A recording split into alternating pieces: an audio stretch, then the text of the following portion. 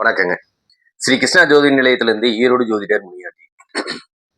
பிறக்கப்புற குழந்தைகளுக்கு தினம் ஒரு ஜாதகம் அப்படிங்கிற கணக்குல நம்ம போட்டுட்டு இருக்கோம். இதுல 5/2/2026 பிறக்கக்கூடிய குழந்தையின் ஜாதக பலன்கள் என்னங்கிறத பார்க்கலாம். குழந்தை பிறக்கிறது வியாழக்கிழமைங்க. அதாவது விசுபாவசு வருடம் தை மாசம் 22ஆம் தேதி குழந்தை பிறக்குது. ஓடிட்டு இருக்க நட்சத்திரம் உத்தர நட்சத்திரம். உத்தர நட்சத்திரம் ஒரு பாதம் பாத்தீங்கன்னா சிம்மத்திலையும், மீதி 3 பாதமும் கண்ணிலையும் போய் அமையக்கூடிய அமைப்பு. எடுத்த உடனே சூரியன் தான் தசாபுத்தி நடத்துவாரு. சரிங்களா? நமக்கு சந்திராசிரமமா அமையக்கூடியது மீன ராசிக்கு மேசராசி சந்திராசிரமமா அமையுங்க. நட்சத்திர நாம எழுத்துக்கள் அப்படின்னு பார்க்கும்போது டே, டோ, பா, பி இந்த பெயர் நாமெல்லாம் தாராளமா குழந்தைகளுக்கு நம்ம வைக்கலாம். திதின்னு பார்த்தோம்னா சதுர்த்தி திதி, அதாவது தேய்பிர சதுர்த்தி திதியும், யோகம் பார்த்தீங்கன்னா சுகர்ம யோகமும், கரணம் பார்த்தீங்கன்னா பாலவகரணமும், ஆட்சி நீச்ச கிரகங்கள் எதுவும் இல்லை. உச்சம்னு பார்த்தோம்னா செவ்வாய் தான் உச்சத்தாயி உட்கார்ந்துருக்காங்க. பஞ்சபட்சின்னு எடுத்துக்கும் போது காகம் தான் பஞ்சபட்சியா இருக்கக்கூடிய அமைப்பு. குபேர புள்ளின்னு பார்த்தோம்னா அனுச நட்சத்திரம் 4ஆம் பாதம் விருச்சக ராசிலையும், அதிர்ஷ்ட புள்ளின்னு பார்த்தோம்னா கேட்ட நட்சத்திரம் 2 அதுவும் விருச்சகத்திலேயே, துரதிர்ஷ்ட புள்ளின்னு பார்த்தோம்னா பரணி நட்சத்திரம் 4 மேசராசியில் அமையக்கூடிய அமைப்பு நல்லா இருக்குங்க. உத்தர நட்சத்திரத்துக்கு எடுத்த உடனே சூரியன் தான் தசாபுத்தி நடத்துவாரு. கிட்டத்தட்ட 6 வருஷம் தசாபுத்தி நடக்கும். அடுத்தது சந்திர தசை வருங்க, அது ஒரு 10 வருஷமும், செவ்வாய் தசை ஒரு 7 வருஷமும், ராகு தசை ஒரு 18 வருஷமும், குரு தசை ஒரு 16 வருஷமும். இத்தனை தசாபுத்திகள் நல்லா மட்டும் அமைஞ்சிட்டா தாயும் தந்தையிடையே நல்ல வளர்ச்சி, நல்ல தனலாபம், நல்ல சந்தோஷம், குடும்பத்தோட சேர்ந்து வாழக்கூடிய யோகம், கடன் இல்லாத வாழ்க்கையும், இது எல்லாத்தையும் குழந்தைகளுக்கு கொடுக்கும். அது ஒரு சில லக்னங்கள் தான் கொடுக்கும். என்னைக்குமே இந்த பூமியில நல்லதை விட கெட்டது தான் அதிகமா இருக்கும். நான் ஜாதகம் பார்க்கறது கூட அப்படிதான் பார்த்துட்டு இருக்கேன்னு நினைக்கிறேன். சரிங்களா? அப்பனா இந்த விஷயங்கள் தான் அதிகமா இருக்கிறதுனால லக்னங்கள் அதிகமா பார்த்தீங்கன்னா பாதகத்தையும், 1, 2ல இருந்து 4 லக்னம் தான் லாபத்தை கொடுக்கக்கூடிய அமைப்புல ஒரு குழந்தை ஒரு நாளைக்கு இருக்கும். அந்த லக்னம் தான் இருக்கும். ஏன்னா அடுத்தடுத்த தசாபுத்திகள் நல்லா இருந்ததுனாவே கோச்சாரம் பெருசா பேசாது. ஒன்றும் அப்பப்ப இருக்கிற சின்ன சின்ன ஒரு 10% பலனை மட்டும் கொடுத்துருவாங்க. மறுபடி முழு பலனையும் தசாபுத்தி தான் கொடுப்பாங்க அப்படிங்கிறதுனால ஒரு சில லக்னங்கள் ஆகாதுங்க. அதுக்கு எந்தெந்த லக்னங்கள் பாதிக்கப்படுது அப்படிங்கிறதையும் ஒரு பார்வை பார்த்துப்போம். 1 கடக லக்னம், சிம்ம லக்னம். சரிங்களா? அடுத்தது பார்த்தீங்க அப்படி சொன்னோம்னா மிதுன லக்னம், கன்னி லக்னமும் பாதிக்கப்படுது. தனுசு, மகரம், கும்பம் கிட்டத்தட்ட இந்த 7 லக்னங்கள் பாதிக்கப்படுறாங்க. 5 லக்னங்கள் நல்லா இருக்கு. சரி, இந்த பாதிக்கப்படுற லக்னங்கள் என்ன மாதிரி பாதகத்தை கொடுக்கும் அப்படிங்கிறது நமக்கு வேணும். அம்மா அப்பாவுக்கு இடையில கொஞ்சம் சண்டைகளையும் பிரச்சனைகளையும் பிரிவுகளையும் ஏற்படுத்துவாங்க. கடன் நோய் சம்பந்தப்பட்ட பிரச்சனையையும், சரிங்களா, பூமியில் அதாவது நம்ம பூர்வீகத்துல அவங்களோட சொந்த பூமியில வாழ முடியாத சூழ்நிலையை ஏற்படுத்தும். பணத்துக்காகவும் தேவைக்காகவும் வேறவங்களோட அண்டி போய் வாழ வேண்டிய சூழ்நிலையை கொஞ்சம் கொடுக்கலாங்க.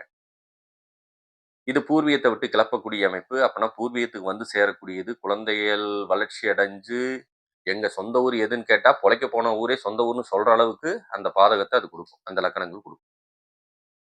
சரிங்களா? தந்தைக்கு வேண்டாத பிரச்சனையையும் போலீஸ் ஸ்டேஷன் கோர்ட் வரைக்கும் இழுத்துட்டு போகக்கூடியதோ, இல்ல அம்மா அப்பாவை விட்டு பிரிஞ்சே வாழ வேண்டிய சூழ்நிலையோ எல்லாத்தையுமே ஏற்படுத்திடும். அதனால கொஞ்சம் கவனமா இருக்கிற வரைக்கும் ரொம்ப நல்லது.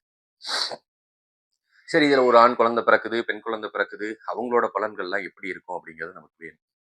ஒரு பெண் குழந்தை பிறந்ததுன்னா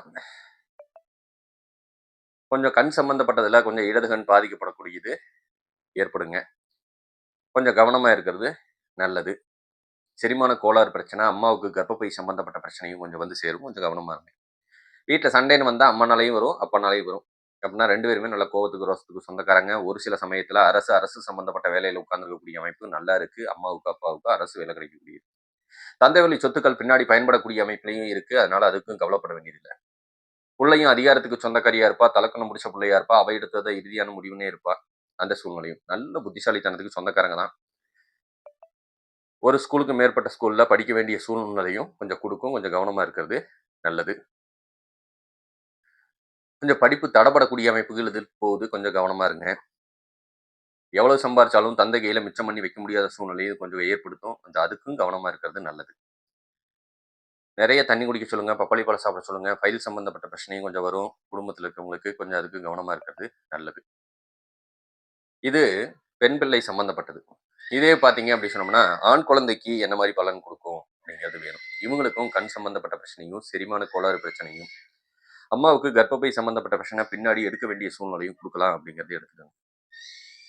அரசு சம்பந்தப்பட்ட வேலை வீட்டில் இருக்கவங்க யாரோ ஒருத்தங்களுக்கும் பூர்வீக சொத்துக்கள் சம்பந்தப்பட்ட பிரச்சனையிலேருந்து நிவர்த்தியும் கொஞ்சம் கொடுக்கக்கூடிய அமைப்பு நல்லா இருக்கு. சரிங்களா? அடுத்தது பார்த்தீங்க அப்படி சொன்னோம்னா, பையனுக்கு கொஞ்சம் படிப்பு தடப்படும். இல்லைன்னா படிக்கவே மாட்டான். இல்லைன்னா மார்க் எடுக்க மாட்டான் அப்படிங்கிற சூழ்நிலையும் வரும். தோல் பிரச்சனை, நரம்பு பிரச்சனை கொஞ்சம் அதிகமாகும். ஒரு சில நேரத்தில தாய்மாமனால பிரயோஜனம் இல்லாம போகக்கூடிய அமைப்பு வந்து சேரும். பையன் பின்னாடி கம்ப்யூட்டர் சம்மந்தப்பட்டது படிச்சான்னா நல்லா இருக்கும். இல்ல ஆசிரியர் சம்மந்தப்பட்டதுக்கும் நல்லா இருக்கு.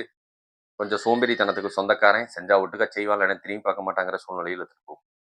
நூல், துணி சம்மந்தப்பட்ட வேலையும் வீட்ல இருக்கவங்க செஞ்சாங்கன்னா, நல்ல லாபத்த குடுக்கக்கூடிய அமைப்பு நல்லாவே இருக்குங்க. ஒரு சில சமயத்தில கால் சம்மந்தப்பட்ட பிரச்சனையும் குழந்தைகளுக்கு வரக்கூடிய அமைப்பு நல்லா இருக்கு. குழந்தை பிறக்கிற நேரம் கோச்சாரத்துப்படி எங்களுக்கு ஏதாவது சுபபலன்கள் வந்து சேருமா? அப்படிங்கிறதையும் நம்ம பார்க்கணும்.